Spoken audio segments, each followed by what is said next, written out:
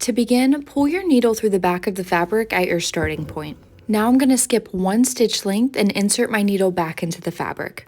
Then I'll pull my needle all the way through. There's no right or wrong size for how long your stitch length should be, but I typically have mine at about 1/4 of an inch.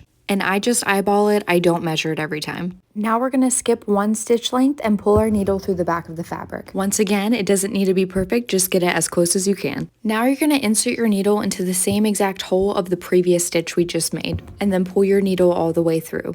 And then you just repeat those steps until the desired area is filled in. And this is also the back stitch, but what we're about to do is what makes it the whipped back stitch. Once our area is filled in, we're going to make sure that we knot this in the back because we need these stitches to be tight.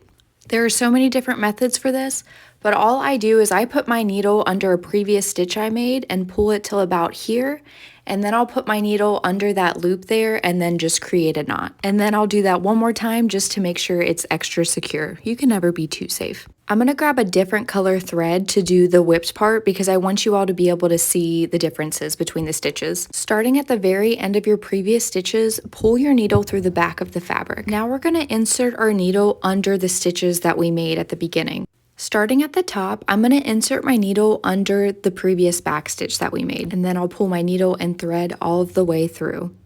Then I'm going to do the same thing again. I'm going to insert my needle under the next back stitch that we made and pull it all the way through. So then you just repeat those steps until the desired area is filled in.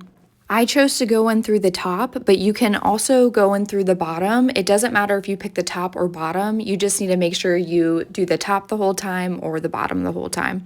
Once you reach the very end of your project, you're just going to insert your needle back into the same hole at the very first stitch we made when we started with the back stitches. Then you just pull your needle all the way through. If you have any questions for me, please leave them in the comments below, and if this was helpful, please subscribe to my channel.